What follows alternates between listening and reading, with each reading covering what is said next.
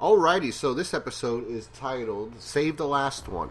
It's episode 3 of The Walking Dead, and I thought this was much better story-wise than the last episode. Last episode, like I said, was an interlude.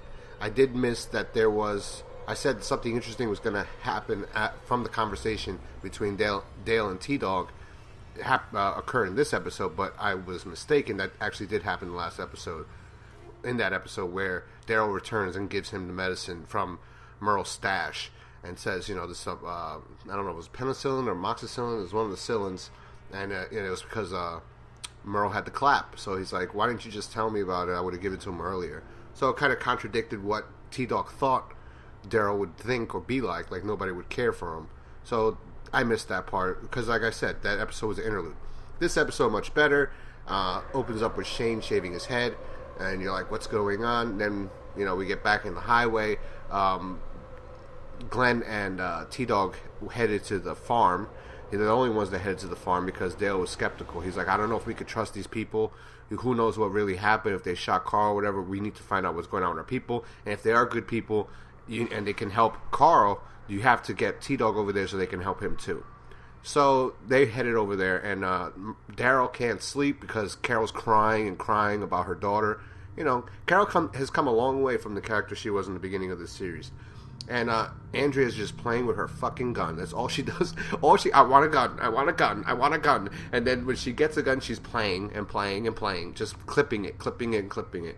So then Daryl gets up and he's like, I don't know. I guess he sees similarities between him and Carol. From the first season, too, you could kind of see that was a little scene between them when he looks at her like he knows what she's going through. And we kind of get some of that story, too, where you don't know what happened to his mom. I don't think yet. We don't know what happened to his mother.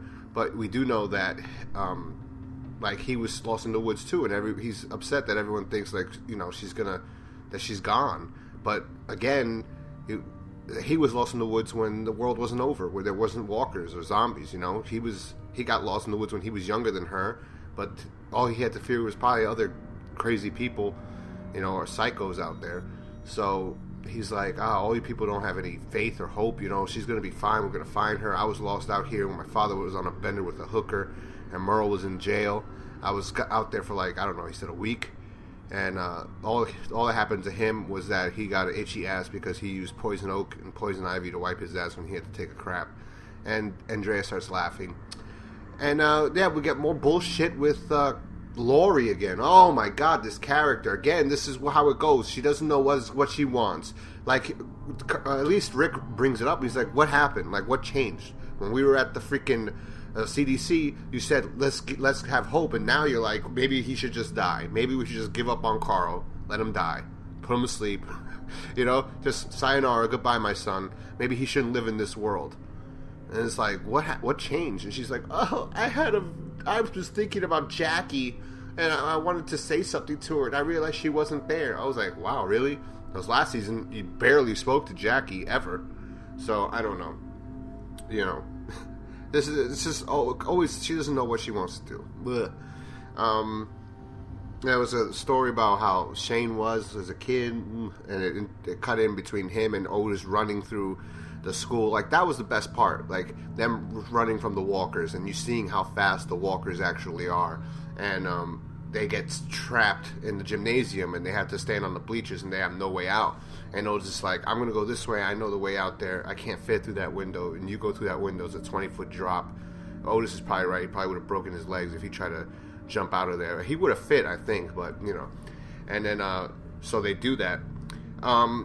Yeah, it was a good episode, and I mean, this is the part where it kind of gets, where people kind of turn on Shane. But I also think, in this episode, they watched this episode, the casting directors for Daredevil, and they saw Shane in this episode, and they're like, yeah, he can be the Punisher, because he was a badass in this episode, even with a limping leg. But there's so many different things they could have done. They did it in the last episode. They used flares to distract the walkers and lure them away. You would think they would try to take gas and set a car on fire. All the walkers would go there, but television, it has to have a point.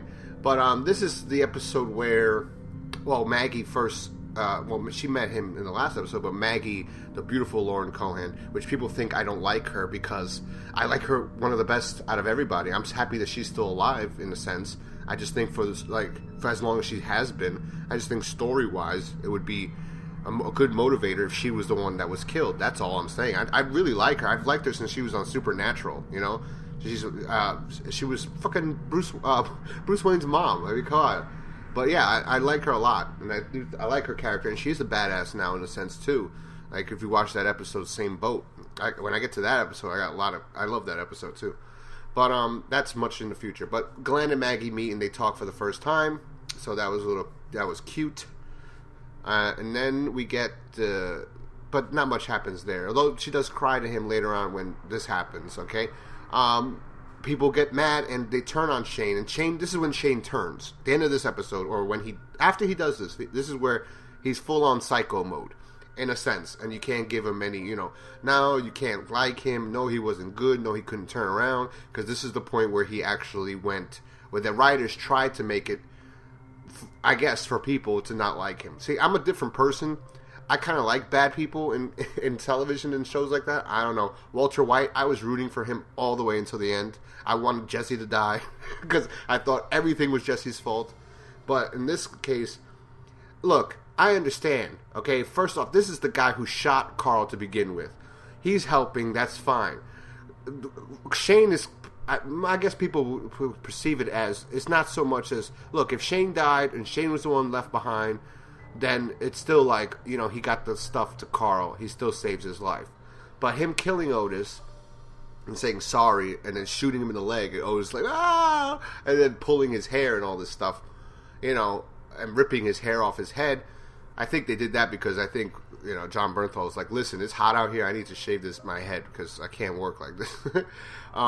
But yeah, I think that is what the turning point for the fans, where they're like, oh no, he's a bastard. Like, because people probably liked him all the way till this point.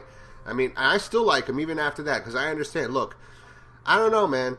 It's sad. He wanted to help and everything, and he did help him in a sense when Shane was cornered. He showed up out of nowhere, so that's where you kind of feel bad for Otis. But at the same sense, bro, you're the reason why Carl's in this situation, and I guess Shane really wants to bring it back to them because he wants to be the guy that he's like, look, Lori, I brought the stuff, I saved his life. Come on, let's fuck. But I don't know. The last scene, like, I still kind of have sympathy a little bit for Shane right now. I know people are like, what the fuck? But I kind of still feel for him. His motives, why he's doing this, kind of like the downfall. But, I still feel for him. And sorry, Otis, but whatever. You deserved it. At least in my opinion. And he gets back there. They save Carl's life. And then the show ends with, Shane looking in the mirror and shaving his head off and full on psycho. Like, his eyes are just psycho. Like, he's just like, oh yeah, like, now we know, people, he's going to be evil, and he might just now, if he could kill Otis, a nice guy like Otis that saved his life, and we saw what he was planning to do to Rick last season, what's he gonna do now? But yeah, I like this episode a lot more than the other ones. T-Dog got help for his arm. Otis's wife found out that he's dead. She started crying. Lori was happy that Carl was alive, even though 2 seconds ago she wanted to end his life. But whatever. Let me know what you guys thought about this episode down below. I liked it a lot. I'll talk to you guys next time. Peace.